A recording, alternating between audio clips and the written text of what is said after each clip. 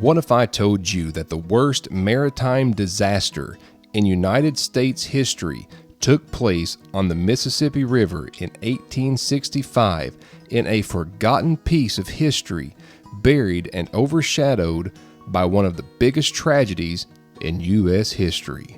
Today's journey brings with it many twists and turns as we look at a relatively unknown disaster in United States history. The Sultana was a side-wheel steamboat measuring 260 feet in length, weighing in at 1,719 tons. The steamboat was constructed by the John Litherberry Boatyard in Cincinnati, Ohio in 1863. The boat was launched on January 3, 1863, and was known for its speed and capacity. And capacity is what Captain James Mason of St. Louis was looking for once he reached Vicksburg, Mississippi. Let's start peeling back the layers of this most tragic and crazy story.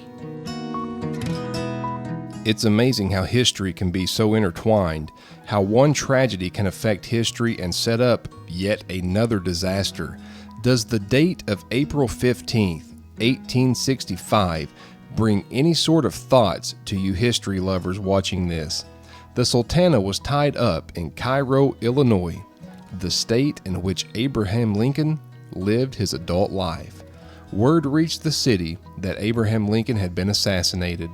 The Civil War had left the South almost entirely cut off from the rest of the world, with telegraphic communication being next to nothing.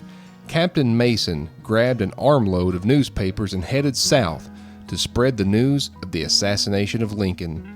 While in Vicksburg, the captain was approached by Captain Reuben Hatch, quartermaster at Vicksburg, with a proposal. He explained to Captain Mason that thousands of prisoners of war from the Union were recently released, and the U.S. government was paying $2.75 for every enlisted man and $8 for every officer to any steamboat captain that would transport them north. Hatch guaranteed a full load of around 1,400 prisoners in exchange for a kickback. He quickly agreed. The Sultana would continue downriver to New Orleans before coming back to Vicksburg to pick up the prisoners. On the way back, a boiler began leaking and the boat barely even made it back to Vicksburg. The paroled prisoners were brought to Vicksburg, but the transport was in serious doubt due to the repairs. A repair of this magnitude would take at least 2 to 3 days.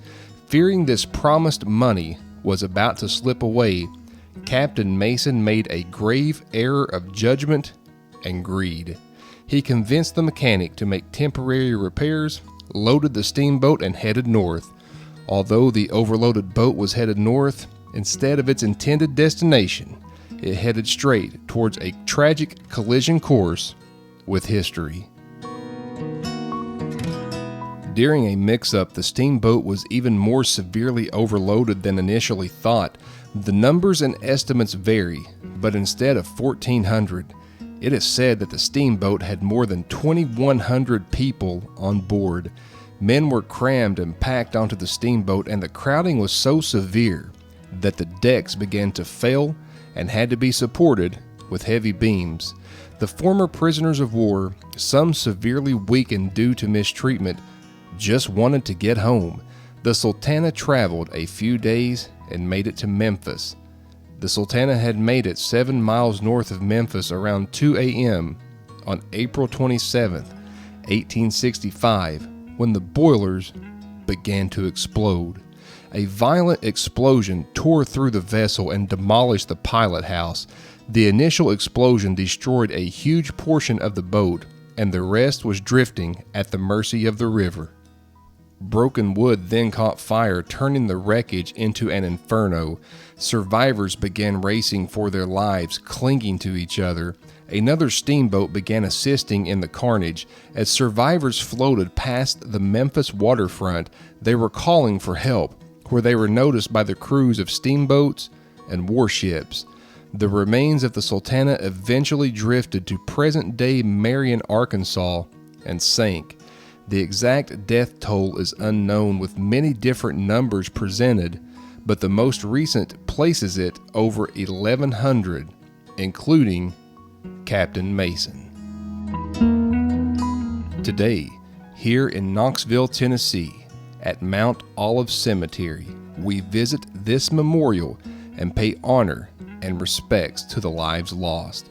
It would take 50 years for this memorial to be placed, but it is said that both survivors of the carnage and those that assisted in the rescue efforts attended the dedication on July 4th, 1916. All of my videos are cemetery related, and another will be on the screen soon. Please check the description for the links to my website and Patreon. If you like cemetery videos and cemetery content, that is all my channel is. Please click subscribe, click that bell notification so you'll be alerted when I make new videos. And from Mount Olive Cemetery in Knoxville, Tennessee, I will see you again soon.